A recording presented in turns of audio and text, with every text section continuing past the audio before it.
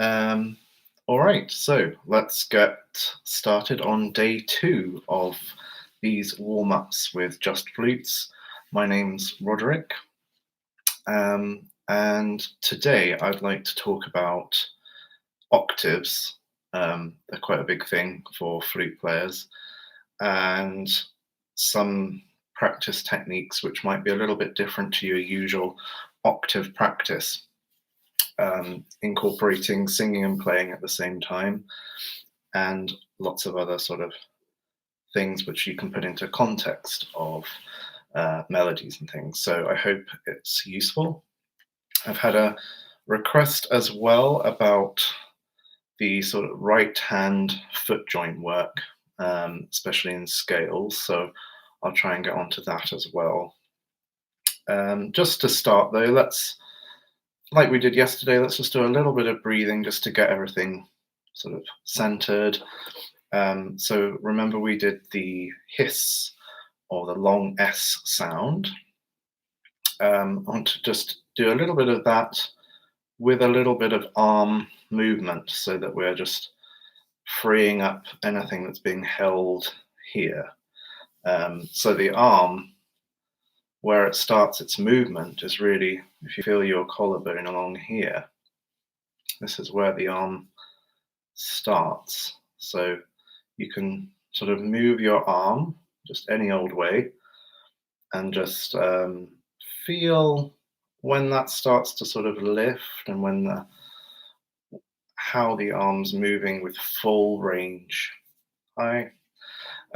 So just try it one arm at a time, and whilst you're doing that, just let's do the hiss, because it's a reminder to breathe with movement. Often we're doing stuff and we forget to breathe. So let's just let the air come in and then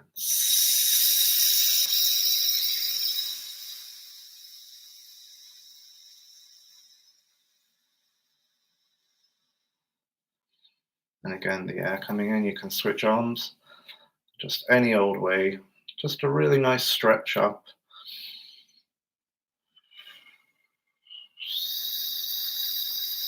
And you can come forward as well. This time take away the hiss, but just blow out as if you're blowing out a candle, but same sort of slow release of air. This time both arms.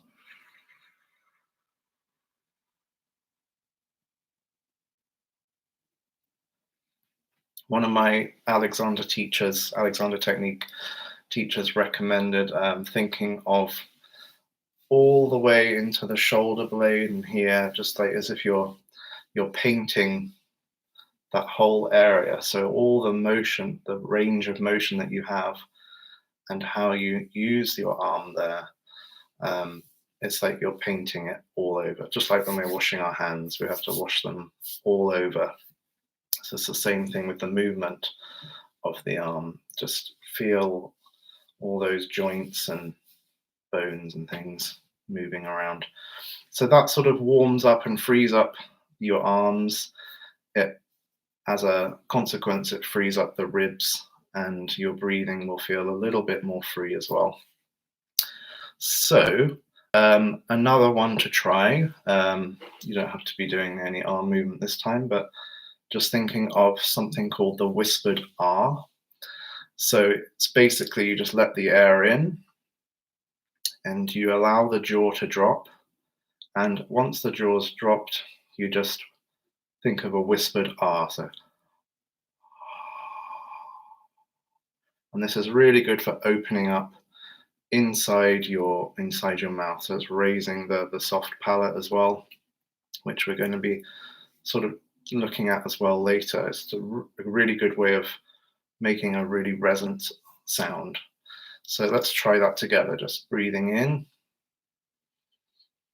and then letting out a whispered R with your jaw really relaxed.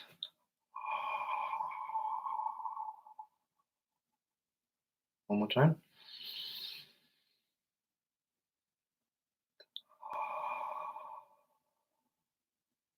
Good. So let's get our flutes now. And so we're going to talk about octaves. To do an octave, there are two main things that are happening. One is there's a change in airspeed. So when we go from a low note, let's say a low A, up to the next A, the airspeed is going to double. So think of your A 440, the A above that is 880. So to do that, we are doubling the airspeed, but also we need to add in the jaw to lift the air up, and the two have to work together. Otherwise, we get a little bit of a flat octave, and we need to make sure that the low one is in the right place as well to begin with. So what I'd like to do first is pitch bending on, let's say, a B, and we're going to do a few notes pitch bend. And so you blow as high as you can by bringing the jaw forward like this. So let's just try it on our hands first. So blowing in the middle and raising the air up only with the jaw and the lower lip here.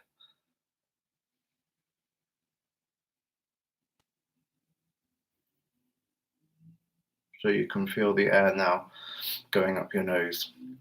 A lot of people are tempted to do this with their whole head, and that's a little bit counterproductive because it puts a strain on your neck muscles and it makes the sound a little bit tight.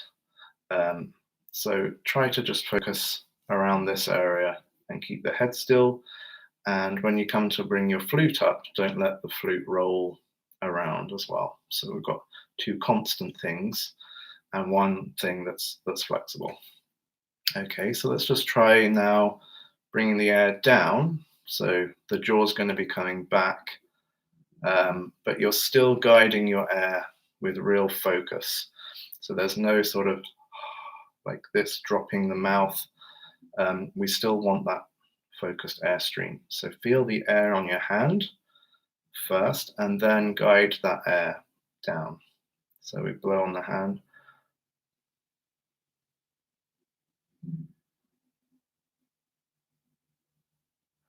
Okay, important point here as well is not to tighten at the corners here too much into a smile. If you try that same thing with a smiley embouchure, you'll notice it doesn't go up and down as much. So just try it smiley. See, it's quite restricted. So try and keep that nice and loose, but the air still really good focus to it. Okay, so with the flutes, let's just do exactly the same. We're going to blow up, bring the air back down, and go as low as you can. So let's try it on a B.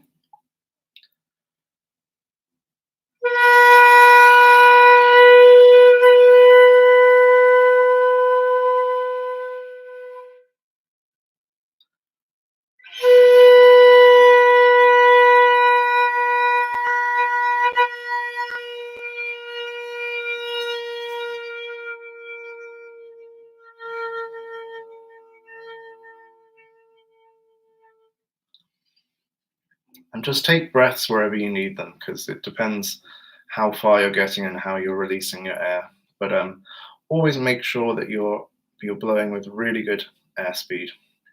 Let's just do that now on a B flat. Same thing. So up you go and then coming down.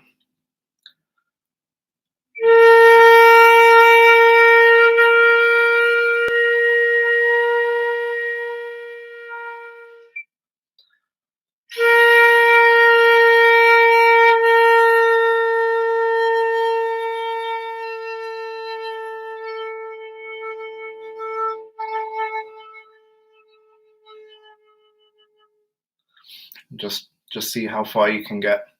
You might not get, if this is your first time doing pitch bending, you might not get that far yet, but try getting like a semitone after doing a week, and that would be like really excellent progress. So that's the jaw. So we want to make sure that when you are playing your lowest note in an octave, that it's in exactly the right place, and that's where we say the harmonics are in tune, or the octave is in tune. So can we find the sound where we think that the octave is in tune? I will demonstrate one where, well, two notes that are out of tune, so you can hear when the octave's not in tune. Okay, so I'm just going to play an A.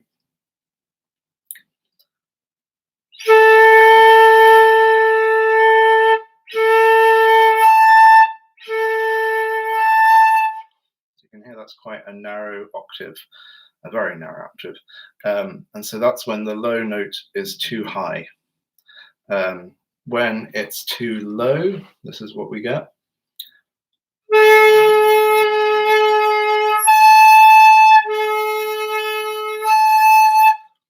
Then the octave becomes too wide. So both of those are pretty useless. So we need a sound that's right in the middle, and that's when it will really project well. So let's try and find that by pitch bending the A, much like a violin peg. You're going to just try and tune into that really in tune sound. Okay.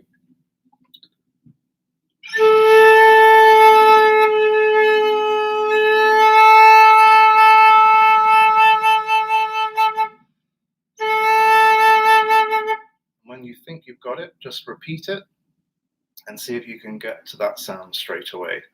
This is a little bit sort of quick. I mean, it takes a long time, but just giving you some sort of ideas to get going with. So yeah, let's just try and find that A again.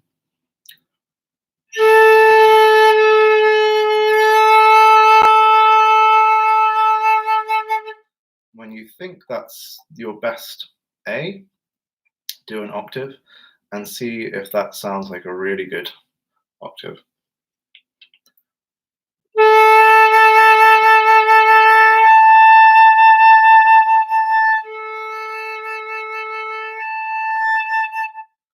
Okay, so what I'm doing there is just raising the airstream, so the jaw's going forward for the octave, and I'm doubling my airspeed. So just if you blow on your hands quite slowly and then try and blow faster, just feel what that's like.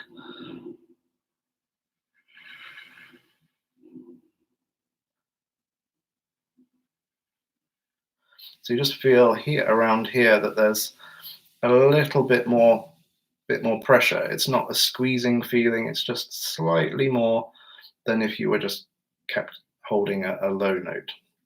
Okay, so that's jaw and airspeed. So can we do some octaves from B coming down to G? So we're going to do about four or five.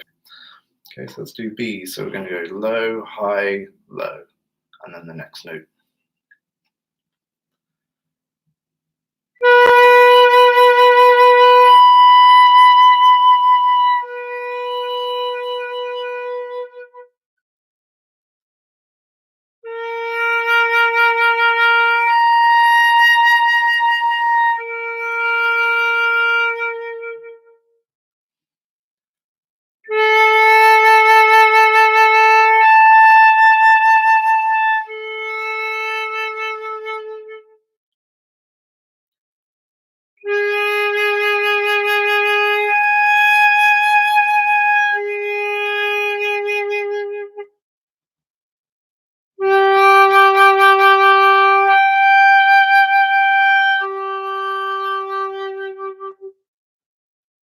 Okay, so that's a little bit of octave work there.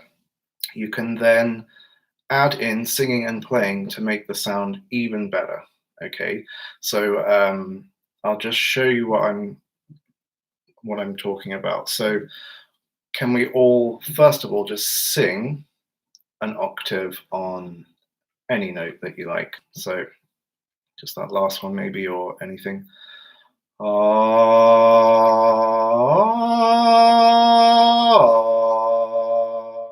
Let's just do that again, and this time put your hand on your chest here and just feel the resonance move up and down.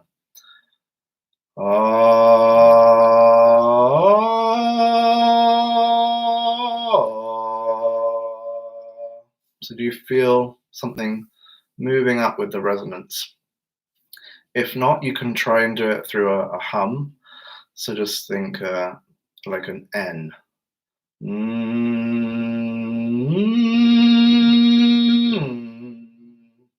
can really feel some buzzing moving up and down.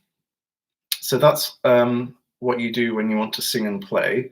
You just have to make sure that you're still blowing through that. So can you try singing with blowing at the same time? So start singing.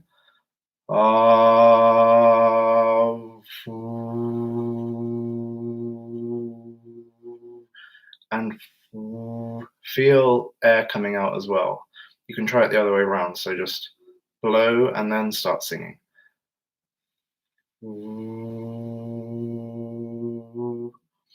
So it feels very buzzy around the lips, and that's really good because it's actually freeing up a lot of muscles around here as well, which adds to your resonance. Okay, so when you do it on the flute, it's the same thing. You're just blowing and singing. So let's try it on just one note, one B.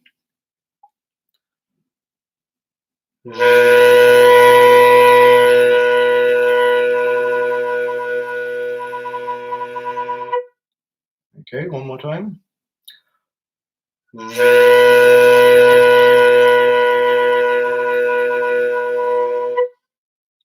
Those of you that have done this a lot before, I'm going to show you now a little exercise that I do with my students.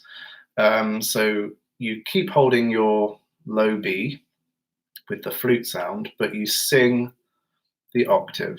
So you don't let the flute sound go up the octave. So I'll just show you.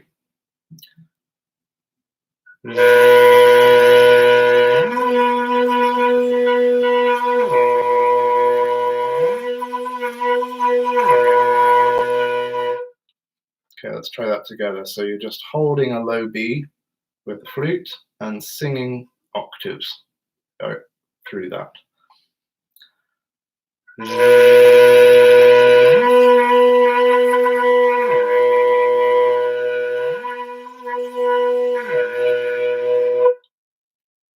Then the next thing to try is imagining that you're singing. So you've got that feeling of the change internally, but you're not actually vocalizing it. And you're just playing B. And listen to the quality of the B, and does it change as you think of the upper octave or as you think of the lower octave? Which one's better? So let's try that.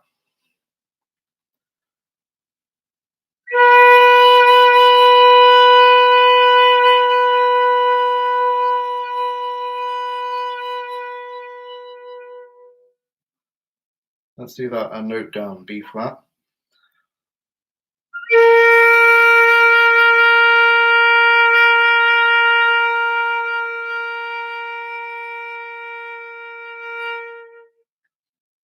So which one do you think sounds better? For me personally, I like it when I'm thinking of the upper octave, because it somehow makes the sound more supported, and there's more lift, I think, in the soft palate, so it makes the sound more open. So you can think of that in your low note. Then if we go to the high note, let's sing the higher octave and then the lower octave and the higher one, go back and forth whilst maintaining the high note. Okay, so just from that one.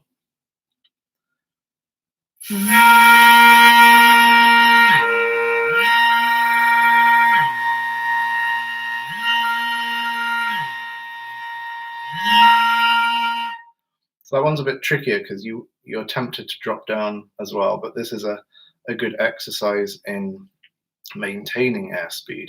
So let's just try that again. So keep holding your top B flat.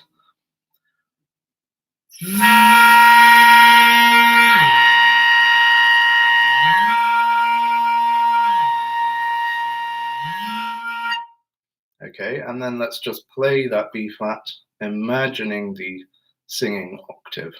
And again, just feel which one do you prefer.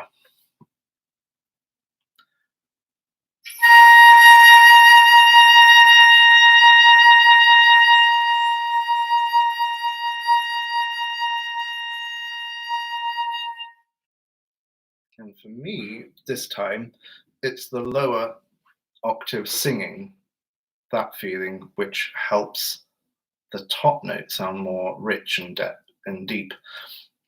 So there's that little balance thing there. So with the lower notes, feel them as a higher sung voice, and for your top notes, feel more grounded and feel a lower voice, maybe like your chest voice. So that's just something to think about when you're playing low notes and high notes. And when you've got that feeling of connection, the octave becomes so much easier. So if we just do a B flat octave now, playing it.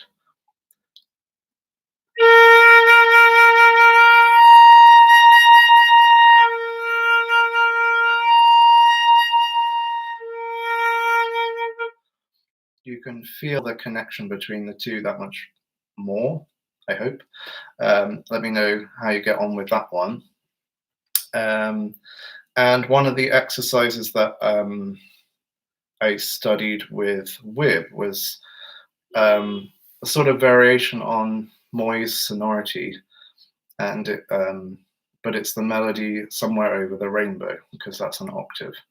And we want to make sure that the octave itself doesn't come out louder, because it falls on a weaker beat than the first beat. So if you just try it on from C, you don't have to worry about flats and sharps.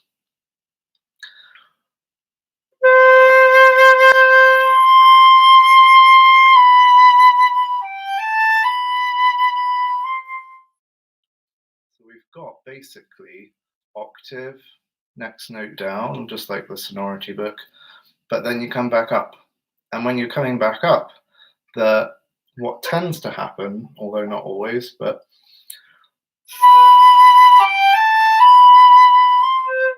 it drops down. And that's the airspeed dropping and the direction not being maintained to go up all the time. So it was softer, so we need to lift the air, but also the airspeed has to be maintained quite fast. Okay, so you can feel that connection as well. So we could just sing that melody together. Somewhere over the rainbow. So just feel that connection going there. Let's sing and play the melody. It starts on a C. And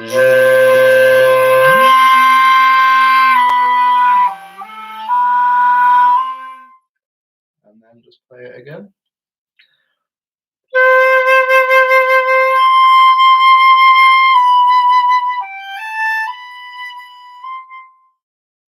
And then you can do that in lots of different keys.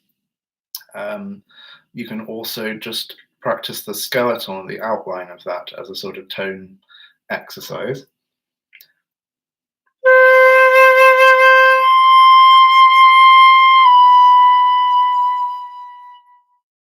You could finish on that note, or you could go back up.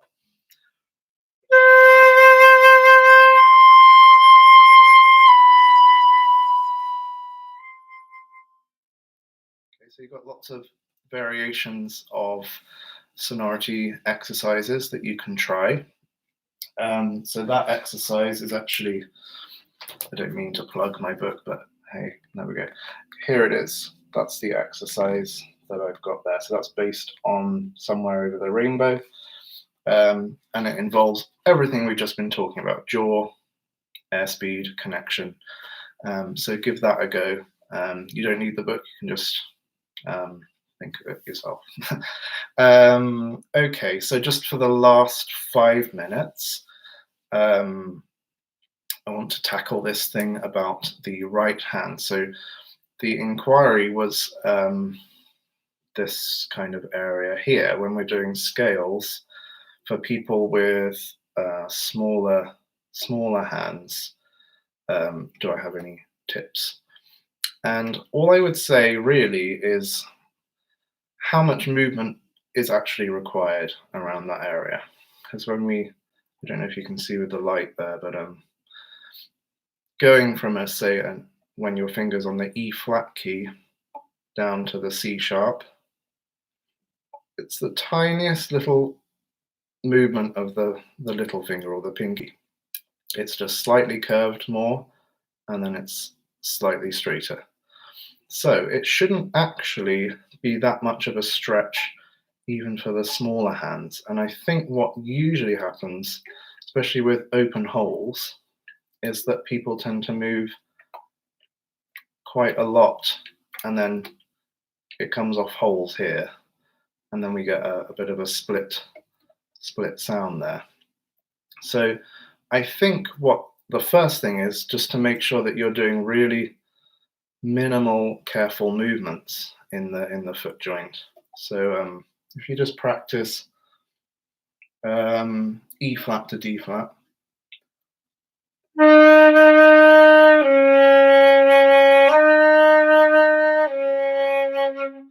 Just keep going between there. If you find it getting a little stuck, you can do a little bit of nose grease, like Trevor Y suggests, and then just slide a little bit more between those two keys. Some flutes have little rollers there as well, which is nice. Mine doesn't. No. So that's that one. Going between E flat and low C. That's a little different to the C sharp there because it's straight across, but it's still a tiny little movement of the finger. If I move too much in the other part of my hand,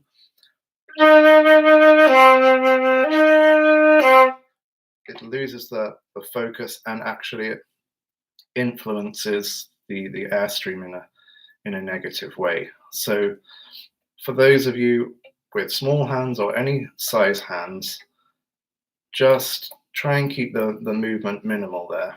And with the scale patterns,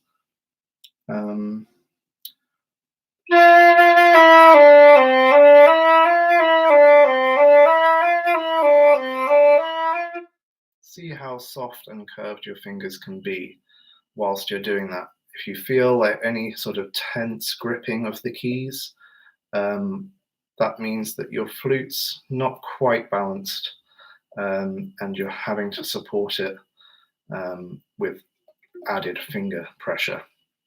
So just try and keep your flute balanced first of all, minimize the movement, don't get tight or worried about things, take your time, and I think you'll be fine. So I hope you found all of that of some sort of use. Let me know how you get on with the singing and playing. Got a little message there. Could we look at vibrato one day? Yeah, absolutely. I'll add that to the list. We've got tomorrow a request to do the Ooh Fantasy, some tricky tongue and sound coordination. So we'll be looking at that a little bit. I've also got requests for intonation in soft playing. So anything like that, just send a request, and the time goes pretty quick. It's already half an hour again. So I'll leave you to your day or your evening or wherever you are. So thanks for watching and happy fluting.